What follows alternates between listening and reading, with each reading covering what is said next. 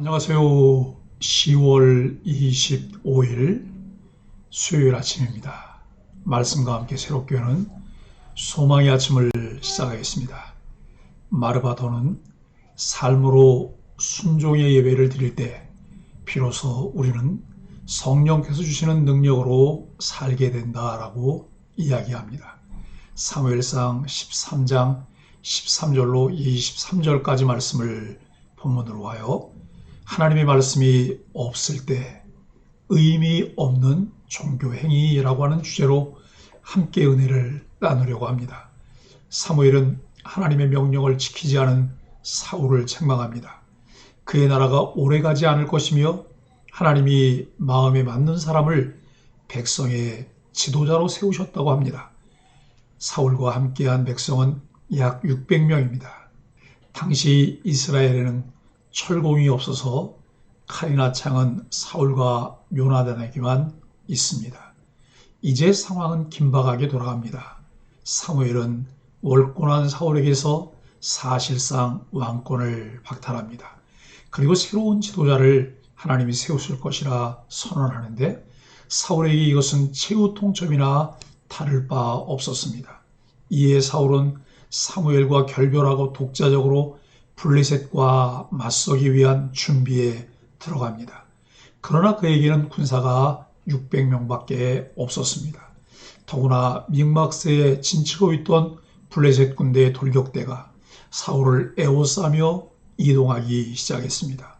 사울과 그의 군대에게 블레셋 군사들의 이동은 엄청난 심리적 압박감과 두려움을 주었습니다.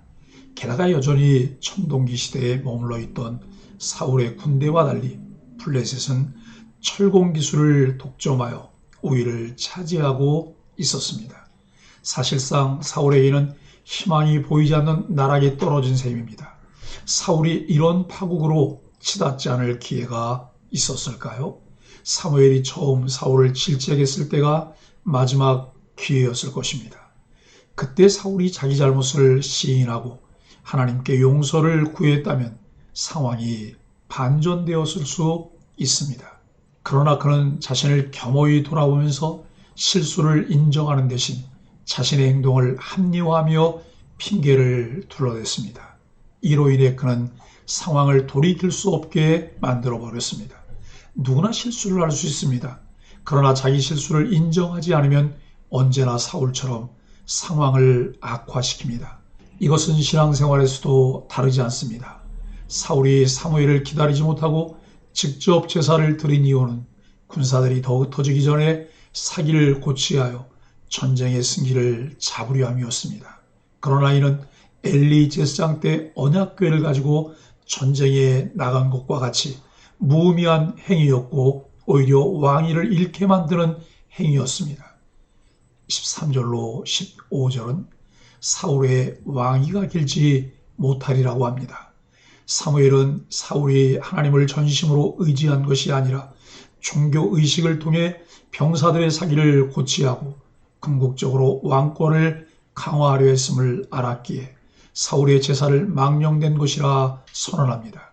하나님께 드리는 제사라 하더라도 다른 목적과 의도가 숨어 있다면 그것은 하나님께 망령된 행위일 뿐입니다. 이 말은 하나님께 드리는 예배나 헌금, 헌신을 하더라도 다른 목적이나 의도가 숨겨져 있다면 이것은 하나님께 망령된 행위입니다. 사울은 종교행위에 열심을 낼 것이 아니라 하나님의 명령 그 말씀에 순종해야 했습니다. 그러나 사울은 순종하지 않았기에 그의 왕위는 타인에게 넘어갈 것입니다.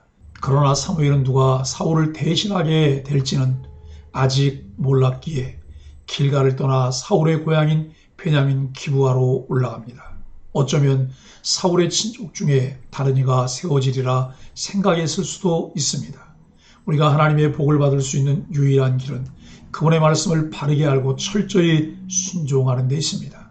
종교적 열심을 통해 복을 받으려는 것은 어리석은 태도입니다. 15절로 18절은 부족한 리더십입니다. 하나님을 종교행위의 대상 정도로 여기는 태도는 이스라엘 대적으로부터 보호하는 데 아무런 도움이 되지 않았습니다. 사울은 이스라엘 역사상 최초로 3,000명의 정규군을 편성한 왕이지만 정작 블레셋 대군 앞에서 그의 옆에 남아있는 군사는 600명 뿐이었습니다. 병거 3만, 마병 6,000명, 셀 수 없이 많은 보병의 위세와 비교해보면 군대라고 할 수조차 없을 정도입니다. 이는 사울이 어떤 대적도 두려워하지 않는 강력한 군대를 길러내는 데 실패했음을 보여줍니다. 믹마스에 진을 치고 있던 블레셋은 셋으로 나누어 베냐민 게바에 있던 사울의 군대를 공격하는 포위작전을 펼쳤고 이스라엘은 이 공격을 막아낼 어떤 능력도 없었습니다. 이처럼 하나님을 인격적으로 알지 못하고 종교 행위에만 매달리는 껍데기만 남은 신앙으로 할 수 있는 것은 아무것도 없습니다. 19절로 23절은 부족한 능력입니다.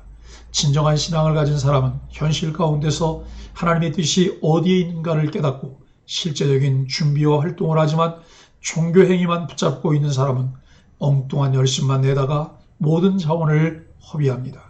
당시 블레셋 사람들은 철을 다루는 기술을 가지고 있었는데 이스라엘 사람들에게 그 기술을 전수하기를 꺼렸기에 이스라엘 사람들은 철기로 된 농기구를 구하거나 수리하는 일을 블레셋 사람들에게서 의존할 수밖에 없었습니다.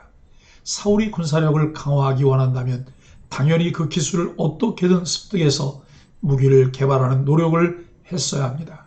그러나 사울은 왕으로서 마땅히 해야 할 일을 하지 않았고 사울과 요나단 외에 이스라엘 군사들에는 철로 된 무기가 없었습니다. 이처럼 신앙이 현실에 뿌리 내리지 못하고 종교 행위에 그친다면 현실에서 아무런 능력도 나타내지 못합니다. 하나님을 섬기는 것을 종교적 행위에 열심을 내는 것으로 여겨서는 안 됩니다. 내 삶의 모든 영역에서 하나님의 영광을 위해 사는 것이 진정한 신앙입니다. 이런 믿음을 가질 때 하나님이 우리 삶의 모든 영역을 주관하십니다. 사랑하는 소망의 가족 여러분, 하나님을 우리 곁에 살아계신 왕으로 섬기십시오. 하나님께서는 우리를 꼭두각시로 만들지 않고 생각하며 선택할 수 있는 자유의지를 주셨습니다. 하나님 닮은 지혜와 지식을 주셨습니다. 현명한 선택이 우리 인생에서 얼마나 중요한지는 삶의 경험을 통해 익히 알고 있습니다. 순간의 선택이 영혼을 좌우할 만큼 중요하기 때문에 그 선택에 직면했을 때 생각할 것은 한 가지입니다. 하나님 말씀에 기초한 믿음의 선택을 해야 합니다. 그 대전제는 모든 상황과 사정을 하나님이 알고 계시기 때문입니다. 믿음의 순종은 가장 지혜로운 선택입니다. 하나님 나라는 하나님 마음에 맞는 사람들의 몫입니다. 뛰어난 조건을 갖춘 사울은 사람들의 마음에 흡족했지만 하나님 마음에는 맞지 않았습니다. 세상은 많은 조건을 갖춘 사람을 높이 평가하지만 하나님 나라는 조건과 배경으로 갈 수 있는 곳이 아닙니다. 하나님은 그분의 마음에 맞는 사람들을 찾으시고 그들과 함께 하십니다. 성도의 삶의 목표는 상대적 우위에 서는 것이 아니라 하나님 마음의 절대 일치를 이루는 것이어야 합니다. 매일 소망의 아침 묵상에서 만나는 하나님의 성품을 닮아가는 신실한 소망의 가족들이 되기를 예수 그리스도 이름으로 간절히 축복합니다. 함께 기도하겠습니다. 하나님, 순종을 시험하실 때 하나님 뜻을 헤아리며 넉넉히 통과할 수 있는 믿음의 사람이 되기를 소망합니다. 시간이 촉박해도 하나님을 신뢰함으로 기다릴 수 있는 믿음을 주옵소서. 우리가 도움을 줄 병사나 무기가 부족해도 오직 주님만을 의지하며 주님과 동행하는 믿음을 주옵소서. 예수님의 이름으로 간절히 기도합니다. 아멘.